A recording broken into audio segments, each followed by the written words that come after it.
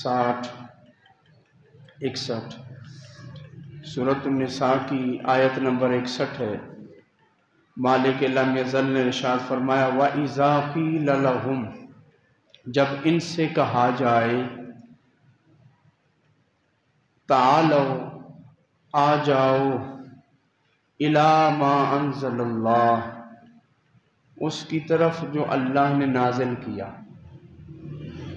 व इलर रसूल, और आ जाओ रसूल की तरफ, रअयतल मुनाफ़िक़ीना, तो ए हबीब आप देखेंगे इन मुनाफिकों को, यसुद्दूना अन्का सुदूदा, कि ये आपसे मुंह फेर लेंगे, यसुद्दूना आपसे मुंह फेरेंगे, सुदूदा बहुत ही शिद्दत के साथ, बहुत ही शिद्दत के साथ, यानी खुद भी मुंह फेरेंगे और आपका हुक्म नहीं मानेंगे, आपका फैसला नहीं मानेंगे, लेकिन इसके साथ साथ औरों को भी रोकेंगे कि तुम भी नबी की बात मत मानो। इससे पिछली आयत में बयान हो चुका कि मदीना मुनव्वरा में कुछ मुनाफिकीन ऐसे थे कि जिनके बाहमी झगड़े हुए, उनका फैसला करवाने की जब नौबत आई तो नबी अलैहिस्सलातु वस्सलाम के पास आने की बजाय वो किसी काहिन के पास चले गए, किसी अपने पुराने सरदार के पास चले गए। तो अल्लाह रब्बुल इज़्ज़त ने फरमाया कि तुम कैसे कलमा पढ़ने वाले हो, नबी और रसूल तो इनको मानते हो और फिर इनके फैसले भी नहीं मानते, इनकी बारगाह में आकर फैसला करवाना भी तुम्हें मंजूर नहीं है। तो साथ ही फरमा दिया अतीउल्लाह व अतीउर रसूल, अल्लाह रसूल की इताअत करो और अल्लाह रसूल की इताअत तुम पर फर्ज है। और अब मुनाफिकीन का तरीका बताया जा रहा है कि मुनाफिकीन क्या करते हैं। मुनाफिकीन क्या करते हैं कि कलमा तो नबी का पढ़ते हैं, लेकिन जब मुस्तफ़ा सल्लल्लाहु अलैहि वसल्लम के निज़ाम की, सुन्नत की बात आए, जब निज़ाम मुस्तफ़ा का जिक्र हो, तो फिर वो निज़ाम मुस्तफ़ा को छोड़कर अपने दीगर लीडरों के पीछे, कायदीन के पीछे, अपनी जमातों के पीछे लग जाते हैं। तो ये दरअसल मुनाफिकत है। मुसलमानों के अंदर जब तक ये मुनाफिकत रहेगी तो उस वक्त तक दीन अपनी पूरी आबोताब के साथ कायम नहीं हो सकता। इसलिए अल्लाह रब्बुल इज़्ज़त ने इस नुक्ते पे आके फरमा दिया कि वो मुनाफिक है जो आपका नाम तो ले, आपकी तारीफें तो करे, आपकी नातें तो पढ़े, लेकिन उसके किरदार से आपकी सुन्नत नजर ना आती हो। ये सुद्दूना अन्का सुदूदा, ये मुनाफिकत है कि रसूलुल्लाह सल्लल्लाहु अलैहि वसल्लम का हुक्म मानने का मामला आए तो बंदा उस वक्त रूगर्दानी करे, मुंह फेर ले और दूसरे निज़ाम ढूंढता फिरे, दूसरे कायदीन की तलाश करे, किसी काहिन के पास चला जाए, किसी सरदार के पास चला जाए और अल्लाह और उसके रसूल के फैसले को मानने से इनकार कर दे। तो अल्लाह रब्बुल इज़्ज़त ने फरमाया व इज़ा क़ील लहुम तालौ इला मा अंज़लल्लाहु व इला रसूल, कि जब भी उन्हें कहा जाएगा, कुर्बान जाइए इस आयत के इस हसीन जुमले के, कि क़यामत तक अहले ईमान मुनाफिकों को ये दावत देते रहेंगे कि आओ अल्लाह की तरफ, आओ रसूल की तरफ, लेकिन मुनाफिक आएंगे नहीं, मुनाफिक अल्लाह रसूल की तरफ नहीं आएंगे। अपने सरदारों की तो बात मानेंगे, काहिनों की मानेंगे, क्योंकि अल्लाह और उसके रसूल की बात मानने से फिर हरज भी आती है। अल्लाह रसूल का फैसला तस्लीम करने से अपना नुकसान भी होता है। क्या नुकसान होता है कि अल्लाह और उसके रसूल का कलमा तो अबू बकर, उमर, उस्मान और अली ने पढ़ लिया, लेकिन जब हुक्म आ गया अब हिजरत करो तो अपना सब कुछ छोड़कर, जायदादें, माल, कारोबार, विरासतें, पुरानी रिश्तेदारियां, सबको लात मार के मक्का में छोड़ के मदीना चले गए। बहुत कुछ छोड़ना पड़ जाता है अल्लाह रसूल के अहकाम के लिए। कभी औलाद छोड़नी पड़ जाती है, कभी बीवी छोड़नी पड़ जाती है, कभी माँ बाप को छोड़ना पड़ जाता है, कभी दौलत छोड़नी पड़ जाती है, कभी जायदाद से दस्तबरदार होना पड़ता है। तो अल्लाह और उसके रसूल को मानने वाले कुर्बान जाइए सहाबा थे जिन्होंने मानने का हक अदा किया। खाने पीने की चीज़ें चलती थी, उनमें से एक चीज़ शराब हराम हो गई, तो अब जिनके पास बड़े बड़े मटके भरे हुए थे जो बेचते भी थे, उन्होंने वो शराब भी ज़ाया कर दी और वो मटके भी तोड़ दिए, बात ही ख़त्म कर दी। अपना कारोबार तबाह होता रहे, लेकिन अल्लाह के रसूल का फरमान मानना लाजमी है। इसलिए अल्लाह रब्बुल इज़्ज़त ने कहा कि आओ आमिनू कमा आमन नास, तुम अपना ईमान वैसा रखो जैसा ईमान सहाबा का था। कमा आमन नास, सहाबा जैसा ईमान रखो, सहाबा जैसे हो जाओ। सहाबा ने जो ईमान का इज़हार किया है और ईमान का अमली नमूना दिया, वैसे बन के दिखाओ। और अगर तुम सहाबा जैसा ईमान नहीं रखते और नबी से मुंह मोड़ते हो, रुगरदानी करते हो, तो अल्लाह ने फरमाया राइतल मुनाफिकीन, आप इन मुनाफिकों को देखेंगे। अब ये पहला मरहला है जहाँ पर नबी अलैहिस्सलाम के पीछे जो आके नमाजें पढ़ते थे, हुजूर की इक्तिदा करते थे, उनको पहली बार मुनाफिक कहा जा रहा है। उनको मुनाफिक डिक्लेयर कर दिया गया कि ये मुनाफिक हैं। जो आपकी बात नहीं मानता वो तो मुनाफिक है। उसने महज अपनी किसी ज़ाती मजबूरी की वजह से, ज़ाती फ़ायदे की वजह से कलमा पढ़ रखा है, वो तो अपना उल्लू सीधा करने में लगा हुआ है, वो मुसलमान नहीं है। राइतल मुनाफिकीन, आप मुनाफिकों को देखेंगे। अब मुनाफिक कहाँ किसको गया है? इसी आयत के शुरू के अल्फाज वैज़ा क़ील लहुम ताअलू इला मा अंज़लल्लाहु अला रसूल, जब इनसे कहा जाए कि आओ अल्लाह की तरफ, अल्लाह ने जो फैसला उतारा उसको मानो, व इला रसूल, और जो अल्लाह का फैसला रसूल नाफिज कर रहा है उसको मानो। राइतल मुनाफिकीन यसुद्दून अन्का सुदूदा, अभी आप देखेंगे कि मुनाफिक आपसे मुंह फेर के दूसरी तरफ चल पड़ेंगे। अब मुनाफिक जब उनका इज़हार हो गया तो अब वो क्या करने लगे? उन्होंने कहा जी कि मस्जिद नबी में आना हमें दूर पड़ता है, हम अपनी अलहदा मस्जिद बना लेते हैं।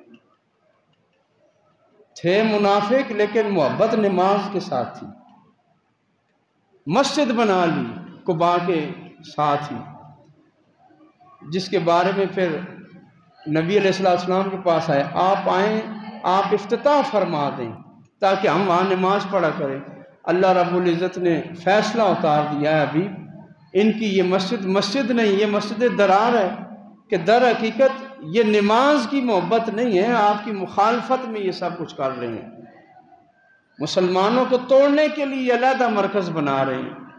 तो हुक्म आया कि उस मस्जिद को गिराकर जला दिया जाए। तो गौर फरमाइए, हमारे किरदार का जो असल मीज़ान है वो क्या है? नबी अलैहिस्सलाम की इताअत रसूल, इत्तिबाए नबवी और निज़ाम मुस्तफ़ा की पैरवी, ये हमारी असल ईमान की बुनियाद है।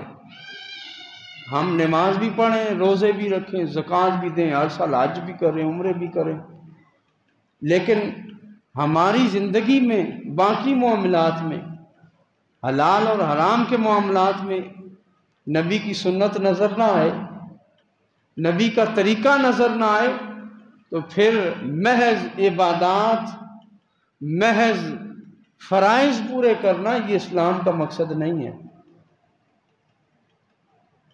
इमाम हुसैन जब गए मैदान करबला में तो इमाम हुसैन नमाज पढ़ते थे। जो सामने लश्कर था यजीद का, इब्न ज़ियाद, अम्र साद, सारे नमाजें पढ़ते थे।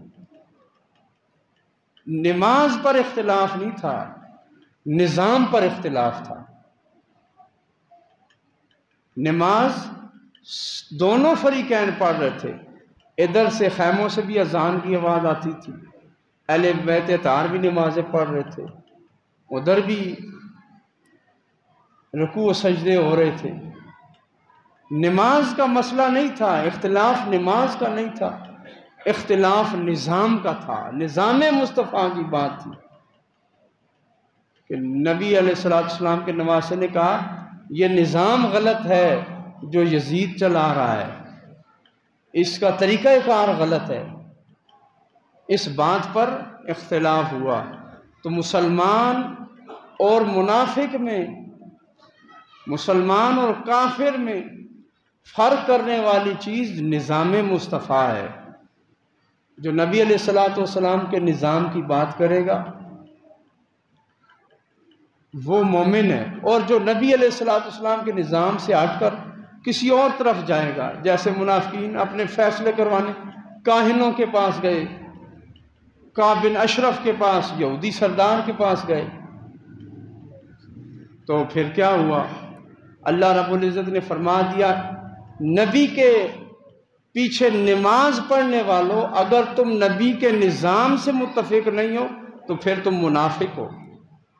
क्लियर कट वाज़ेह अल्फाज में ऐलान कर दिया, राइतल मुनाफिकीन, आप इन मुनाफिकों को देखेंगे, यसुद्दूना अन्का सुदूदा, आपसे मुंह फेर कर दूसरी तरफ जा रहे हैं।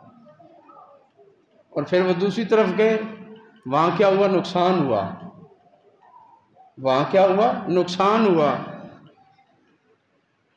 जब नुकसान होना शुरू हुआ तो फिर क्या हुआ? फ़कैफ़ा, अगली आयत में, आयत नंबर 62, फ़कैफ़ा इज़ा असाबत मुसीबतुन बिमा क़द्दमत अयदीहिम सुम्मा जाऊका यहलिफून बिल्लाह।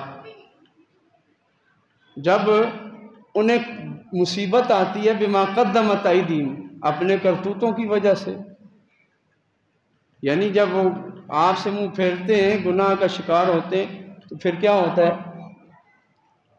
उन पर अज़ाब इलाही नाजिल होता है, अज़ाब आता है। सुम्मा जाओगा, फिर दौड़ते हुए आपके पास आते हैं, यहलिफून बिल्लाह, अल्लाह की कसमें उठाते हैं, इन अरदना इल्ला इहसाना व तौफीका, कि हम उधर फैसला करवाने नहीं गए थे, हम तो वहाँ सुलह करने के लिए गए थे। हम तो चाहते थे कि बस हमारे दरमियान जो रंजिश है ये ख़त्म हो जाए।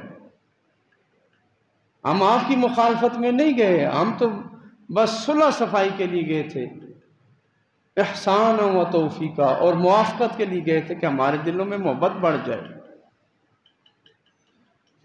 पहले मकसद नबी अलैहिस्सलाम की मुखालफत थी कि नबी को हाकिम मानना ही नहीं, नबी के फैसले को तस्लीम करना ही नहीं, नबी को अपना हाकिम और जज और फैसल माना ही नहीं। और बाद में जब नुकसान उठाया तो कहने लगे हम वहाँ पर फैसला करवाने तो नहीं गए थे, हम तो इसलिए गए थे कि हमारे दरमियान सुलह हो जाए, सफाई हो जाए, बस हम सिर्फ सुलह सफाई की गरज से वहाँ गए थे। और फिर इस पर कस्में उठाने लगे। अब इन्हें मुनाफिकों को भी पता था कि ये जो अजाब आया हुआ है, मुनाफिक भी बड़े समझदार थे, उन्हें भी समझ आ गई कि ये जो हम पे अजाब आ गया ये अल्लाह रसूल की मुखालफत की वजह से आया है। लेकिन हमें आज तक समझ ना आ सकी कि हम पर ये जो अजाब आ रहे हैं, अब गोश्त खाना बंद हो गया जी। क्यों जी? जानवर मरना शुरू हो गए हैं जी, वायरस आ गया जी, बारिशें हो रही हैं, सैलाब आ गया, लोग मरना शुरू हो गए, बच्चों की लाशें पानी में बह रही हैं, फसलें तबाह हो गई, घर उजड़ गए। लेकिन हम उन मुनाफिकों से भी गए गुजरे कि अभी भी हमें समझ नहीं आ रही कि ये अजाब हम पर क्यों है। वो मुनाफिक तो समझदार थे, नबी की बारगाह में आ गए, कस्में उठाने लगे, बहाने बनाने लगे कि किसी तरीके से अब हमारी जान खुलासी हो जाए। और हमारे दिल इतने सख्त हो गए कि उधर सैलाब में बच्चे मार रहे हैं, लोग तबाह हो रहे हैं, और इधर हम 14 अगस्त वाले दिन सरकारी तौर पर नाच गाना कर रहे हैं। हम तो उन मुनाफिकों से भी बुरे निकले हैं कि हमारे दिल इतने सख्त हो गए कि हमें आज तक, अभी तक ये समझ ना आई कि ये हम पर अजाब आया हुआ है। फ़कई फ़ैज़ा साबत मुसीबत बिमा क़द्दमत ऐदी। अब जब मुनाफिकों पर अजाब आया, नबी की बारगाह में दौड़े हुए आए, तो उसके बाद अल्लाह रब्बुल इज़्ज़त ने बड़ी खूबसूरत बात फरमाई, उलाइकल्लज़ीना यअलमुल्लाहु मा फ़ी क़ुलूबिहिम। ऐ अभी प्यारे, ये जो ज़ुबान से बहाने बना रहे हैं ना, इनके दिल में ये बात नहीं है। दिल में जो था अल्लाह जानता है। फ़आरिद अन्हुम, लेकिन आप इन्हें मुआफ़ फरमा दीजिए। आरिद अन्हुम, इनसे दरगुजर कीजिए कि ये अब शर्मिंदा होकर आपके पास आ गए हैं। वाइज़हुम, और इनको नसीहत फरमाइए। वकुल लहुम फ़ी अनफुसिहिम क़ौलन बलीगा, और इन्हें तन्हाई में ले जाएं और इनको मौसर अंदाज में समझाएं कि बात इनके दिल में उतर जाए कि मुनाफिकत इनसे हो गई, जो होना था हो गया, लेकिन अब इनको माफ़ कर दीजिए कि ये आपके पास आ गए हैं। जितना भी गुनाह हो जाए, कुफ्र हो जाए, बंदा अल्लाह रसूल की बारगाह में आ जाए, शर्मिंदा हो जाए, पशेमान हो जाए। अब बनता तो ये था, बज़ाहिर हज़रत उमर रज़ी अल्लाह ताला ने जिस तरह एक मुनाफिक की गर्दन उतार दी, और दीगर सहाबा गुस्से में थे कि फैसले करवाने तो उधर गए, लेकिन अब दौड़ के आए हैं, जब इन पे अज़ाब आया है, मुश्किल वक्त आया है, तो अल्लाह रब्बुल इज़्ज़त ने फरमाया कि ए हबीब, अब इन पर मुश्किल वक्त आया तो आपकी बारगाह में आ गए, तो आप अपनी रहमत का इजहार फरमाइए और इन्हें माफ़ कर दीजिए और इनको समझाइए ताकि ये समझ जाएं। वमा अरसलना मिन रसूलिन इल्ला लियुताअ बिइज़्निल्लाह, और हमने रसूल नहीं भेजा कोई भी मगर सिर्फ इसलिए कि अल्लाह के हुक्म से उसकी इताअत की जाए, अल्लाह के हुक्म से रसूल की इताअत की जाए।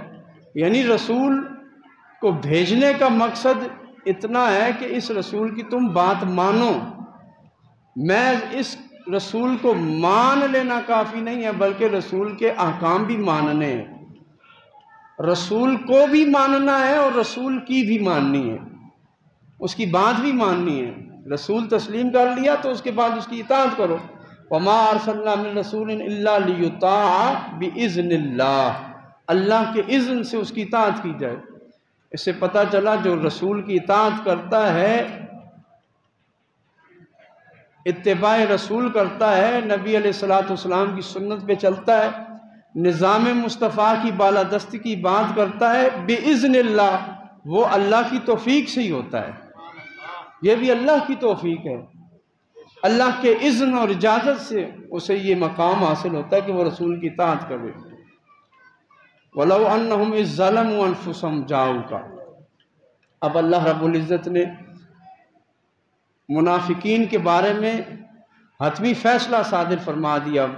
जिस तरह वो आए अजाब का शिकार होकर और आकर बहाने बनाए और माफ़ी की इल्तिजा की, तो अल्लाह रब्बुल इज़्ज़त फरमा रहा है कि क़यामत तक के मुसलमानों के लिए इनका ये अमल मैं जारी कर देता हूँ कि जिससे भी गुनाह हो जाए, गलती हो जाए, फिस्क हो जाए, फजूर हो जाए, मुनाफिकत का इजहार हो जाए, वो क्या करे, इस ज़लमु अनफुसहुम, जो अपनी जान पे जुल्म कर बैठे, जाऊ का, जब उसे समझ आ जाए तो वो आपकी बारगाह में आ जाए, फिर वो आपके पास आ जाए, फस्तगफिरुल्लाह, और आके अल्लाह से गुनाहों की माफ़ी मांगे आपके पास, वस्तगफर लहुमुर रसूल, और मेरा रसूल भी उनके लिए हाथ उठा दे कि या अल्लाह इसको माफ़ कर दे, लवजदुल्लाह तव्वाबुर रहीमा, तो अल्लाह को वो तव्वाब पाएंगे, तौबा कबूल करने वाला, रहीमा रहम करने वाला पाएंगे। कि अगर ज़िंदगी में कभी ऐसा हो भी जाए, कोई गुनाह सरज़द हो जाए, नबी की हुक्म अदूली हो जाए और बंदे को बात समझ आ जाए कि मैंने गलती की है, मैंने गुनाह किया है, तो फ़ौरन अल्लाह के रसूल की बारगाह में हाजिर हो जाए। मुनाफिकीन के लिए ये हुक्म सादिर हो गया कि जिससे भी मुनाफिकत हो गई है उन्हें मौका दिया जा रहा है कि आ जाओ सीधे रास्ते पर। नबी अलैहिस्सलाम तुम्हारी बख्शिश के लिए दुआ करने के लिए तैयार हैं और अल्लाह भी तुम्हें माफ़ करने के लिए तैयार है, लेकिन पहले तुम तौबा तो करो। तुम्हारे लिए हमने तौबा का दरवाज़ा खोल दिया, और तौबा का दरवाज़ा ऐसा खोल दिया है कि पहले तुम अगर रसूल को नापसंद करते थे, अब तुम वापस जब आ गए हो तो ज़ाहिरी बात है तुम्हारे दिलों में रसूल की मोहब्बत है, तो वापस आए हो।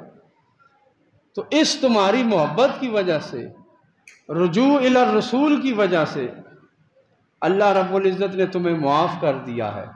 लवजदुल्लाह तव्वाब और रहीमा, तो तुम अल्लाह को तव्वाब और रहीम पाओगे।